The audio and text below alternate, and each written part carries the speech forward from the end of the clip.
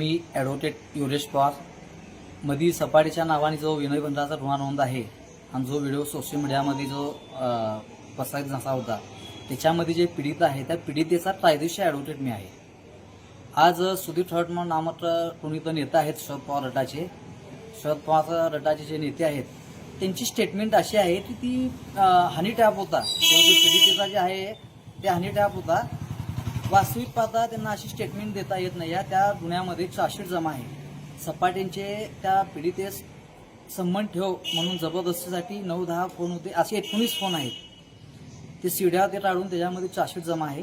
असं असतानाही त्या पीडितेची बदनामी व्हावी, पीडितेच्या बाबतीत समाज माध्यमामध्ये चुकीचा मेसेज जावा म्हणून सुधीर ठट शरद पवार गटाचे जे अध्यक्ष आहेत ते सपाटेंना पक्षात घेण्यासाठी पक्षाच्या आडून पीडितेची बदनामी करत आहेत।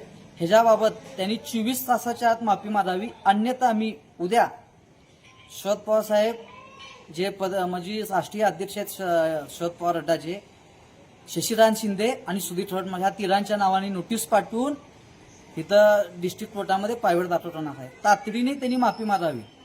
त्यांना माहीत आहे तो हनी ट्रॅप होता, सपाटीने त्या बाईवरती जबरदस्ती कसे त्या घटनेच्या ठिकाणी ते होते तिथं एखाद्या पीडितेंना बदनाम करणं हे योग्य नाही आहे। ह्याने जर असे नेता म्हणून हिंडत असतील, हे नेते म्हणजे माता भगिनींची इज्जत म्हणजे हनी ट्रॅप वाढतंय। माता भगिनींच्या इज्जती बाबतीत त्यांना काही सुद्धा देणं नाही आहे।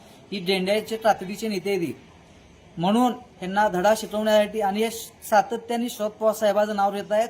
शरद पवार गटाचं नाव घेऊन पीडितेवरती दबाव टाकण्याचा यांचा प्रयत्न आहे।